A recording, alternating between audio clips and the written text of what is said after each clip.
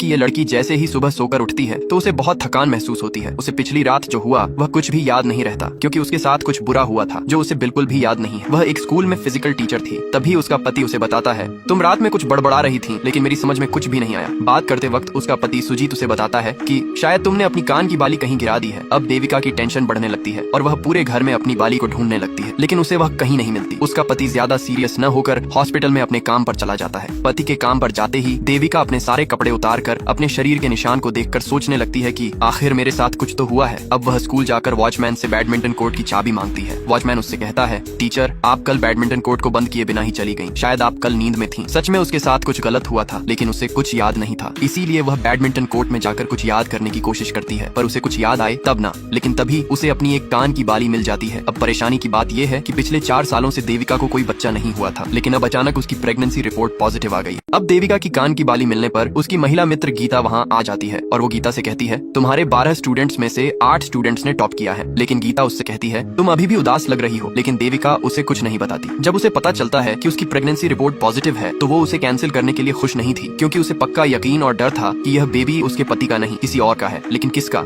यह उसे भी पता नहीं था। इसीलिए उसने यह बात अपने पति को ना बताने का फैसला किया। लेकिन जब उसने फिर से गीता से बातचीत की तो गीता ने उसे बताया, यह सब केवल तुम्हारे मन का भ्रम है और अगर तुम्हें सच में कोई परेशानी है तो तुम्हें एक साइकियाट्रिस्ट के पास जाना चाहिए। तो देविका गीता से कहती है, शायद मेरे साथ किसी ने गलत काम किया है, लेकिन मुझे कुछ भी याद नहीं। अब रात को देविका अपने पति से दूर होकर अकेले कमरे में इंटरनेट पर अपना MMS ढूंढने लगती है, क्योंकि उसे शक था कि कहीं उसका MMS बनाकर किसी ने लीक तो नहीं कर दिया। लेकिन तभी उसका पति वहाँ आ गया और वो कैलेंडर को देखकर उसे पूछने लगा, कहीं तुम्हारे पीरियड्स तो नहीं आ गए। देविका ने उसे हाँ कहकर कमरे से बाहर भेज दिया और टेंशन के मारे वहीं सो गई। अगले दिन देविका ने गीता की मदद से स्कूल के CCTV फुटेज और सारे स्टूडेंट्स के रिकॉर्ड्स मंगवा लिए, लेकिन उसे वहाँ भी कुछ नहीं मिला। अब देविका को CCTV फुटेज और स्टूडेंट्स रिकॉर्ड्स में कुछ भी नहीं मिलता। शाम को देविका का पति और उसका दोस्त घर में दारू पार्टी कर रहे होते हैं। इतने में उसका दोस्त उससे सिगरेट जलाने के लिए लाइटर मांगता है। लाइटर ढूंढते वक्त उसे गलती से अपनी पत्नी की प्रेगनेंसी रिपोर्ट्स मिल जाती हैं। यह देखकर वह बहुत खुश हो जाता है और ये बात अपने दोस्त को बताता है। दोस्त उसे बधाई देते हुए कहता है, सुजीत मुझे पता था कि तू एक दिन बाउंड्री पार छक्का मार ही देगा। ये सुनकर सुजीत फूला नहीं समाता, लेकिन उसे यह नहीं पता था कि उसकी पत्नी के साथ कुछ ऐसा हुआ है जो उसे भी मालूम नहीं है। रात के समय सुजीत अपनी पत्नी देविका से बात करने की कोशिश करता है, लेकिन देविका बीमार होने का नाटक करती है। सुजीत को लगता है कि शायद वह उसे सरप्राइज देने के लिए ऐसा कर रही है। अगले दिन टीचर को उसके ही स्टूडेंट संदीप के भाई अखिल की शादी का कार्ड मिलता है। देविका सुजीत से अपनी माँ की तबीयत का बहाना बनाकर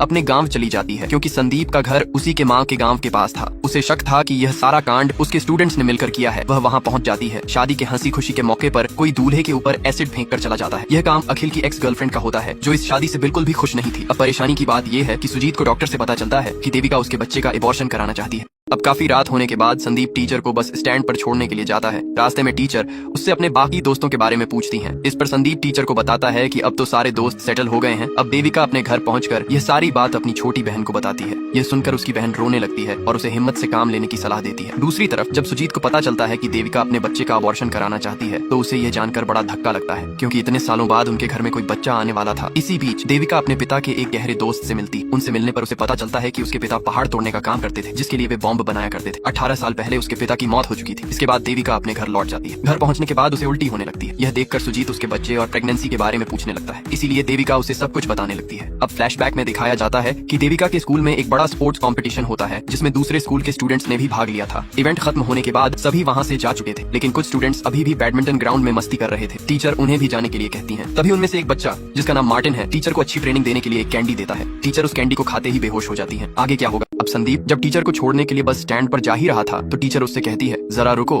मैं अभी आती हूँ। इतना कहकर थोड़ी देर में वह वापस आकर संदीप की कार से अपना पर्स ले लेती है। दरअसल टीचर ने अपना पर्स जानबूझकर ही गाड़ी में छोड़ दिया था, ताकि संदीप उसके पीछे जिसे भी कॉल करे तो अपने फोन में रिकॉर्डिंग कर आसानी से सुन सके। इसके बाद जब टीचर संदीप और उसके दोस्त मार्टिन की कॉल रिकॉर्डिंग सुनने लगती है तो रिकॉर्डिंग में संदीप मार्टिन से कहता है, जो हमने उस रात टीचर के साथ किया उसकी तहकीकात टीचर अभी भी कर रही है, लेकिन उसे शक है कि आखिर उसके साथ किसी ने कुछ गलत किया है, इसीलिए तुम सतर्क रहना। तभी मार्टिन संदीप से कहता है, टेंशन मत ले, मेरे पास टीचर की फोटो और वीडियो है, जिससे हम उसे डरा धमका कर चुप करा देंगे। ये सुनकर देविका फुट फुट कर रोने लगती है, क्योंकि जिन स्टूडेंट्स को उसने आगे बढ़ने की राह दिखाई वही लड़के उसके लिए शैतान बन चुके थे। दूसरी तरफ जब टीचर को होश आता है तो वह नींद की हालत में अपने घर चली जाती है, क्योंकि उस कैंडी को खाने के बाद टीचर को बिल्कुल भी होश नहीं था। ये सुनने के बाद सुजीत देविका से गुस्से में कहता है, ना जाने तुम किसके बाप को मेरे नाम से पाल रही हो। इतना कहकर वह सुजीत वहाँ से जाकर ये सारी बात अपने दोस्त केविन को बता। को कुछ भी समझ नहीं आ रहा था कि अब वह क्या करे। दूसरी तरफ सुजीत अपने दोस्त केविन से ये सब हुए कारनामे को शेयर कर चुका था। तो उसका दोस्त उससे कहता है, मैंने तो पहले ही कहा था कि अपनी बीवी को अपने काबू में रखो, अब तुम जल्दी से उसका अबॉर्शन करवा दो जिससे समाज में बदनामी न हो। इसीलिए सुजीत अपनी पत्नी को समझाने के लिए केविन से ही कहता है। अगले दिन जब सुजीत और केविन घर पहुंचते हैं तो वहाँ पर सुजीत की माँ भी मौजूद होती है, इसलिए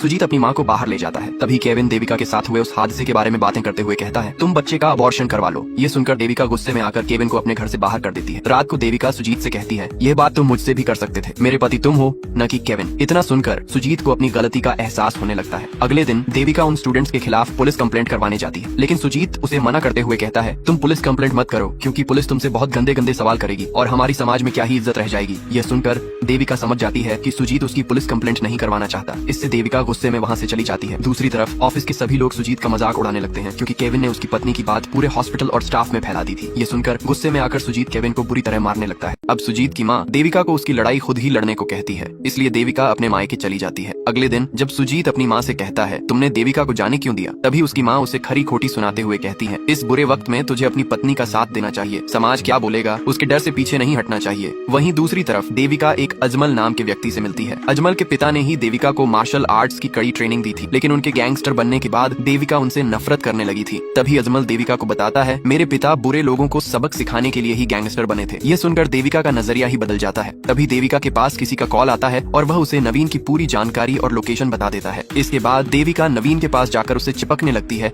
और उसे रात को मिलने के लिए बुलाती है। नवीन की खुशी का ठिकाना नहीं रहता और उन दोनों के बीच चैटिंग शुरू हो जाती है। अब देविका उसे एक लोकेशन पर बुलाती है। तभी हमें पता चलता है कि जिस आदमी ने देविका को कॉल कर नवीन के बारे में पूरी जानकारी दी थी, वह देविका की सांस के कहने पर ही उसकी मदद कर रहा था। लेकिन अब परेशानी की बात तो ये है कि जैसे ही देविका नवीन के कमरे में जाती है, सारे स्टूडेंट्स मिलकर देविका को घेर लेते हैं। अब देविका अपने हेल्पर के साथ ही नवीन को निपटाने का प्लान बना रही थी। अगले दिन जब देविका नवीन से मिलने उसके घर जाती है तो उसका हेल्पर उससे कहता है, मुझे जरा थोड़ा काम है इसीलिए मैं थोड़ी देर से आता हूँ। लेकिन देविका अपने हेल्पर के बिना ही अकेले नवीन के घर पहुंच जाती है। वहाँ नवीन उसे जगह जगह छूने और किस करने लगता है, लेकिन अचानक नवीन उसे एक थप्पड़ लगा देता है और कहता है, मैं तुम्हारे बिछाए जाल में नहीं फंसने वाला, मेरे दोस्तों ने मुझे पहले से ही अलर्ट कर दिया था। अच्छा होगा तुम यहाँ से फौरन चली जाओ। हाँ, हमने तुम्हारी वीडियो बनाई थी लेकिन अब हम उसे डिलीट कर रहे हैं। अब तुम ये किस्सा खत्म करो और यहाँ से चलती बनो। जाते वक्त भी नवीन टीचर को किस कर देता है। इसके बाद देविका गुस्से में आकर अपनी हेल्पर के बगैर ही उनसे अकेले लड़ने लगती है। वहाँ पर वह अपने मार्शल आर्ट्स का इस्तेमाल करती है और उन हरामी स्टूडेंट्स को पटक पटक कर धोने लगती है। तभी दो स्टूडेंट्स वहाँ से भागने की कोशिश करते हैं, लेकिन तभी वहाँ वही आदमी आ जाता है जिसे उसकी सांस ने मदद के लिए भेजा था। वह उन स्टूडेंट्स को अंदर ले जाकर उनकी जमकर धुलाई करता है। आखिर में देविका अपना बदला लेने के लिए उनके प्राइवेट पार्ट पर बम लगाकर उसे उड़ा देती है, जिससे वह अपने साथ हुई उस गंदी हरकत का बदला ले लेती है। इसी के साथ ये मूवी यहीं खत्म हो जाती है।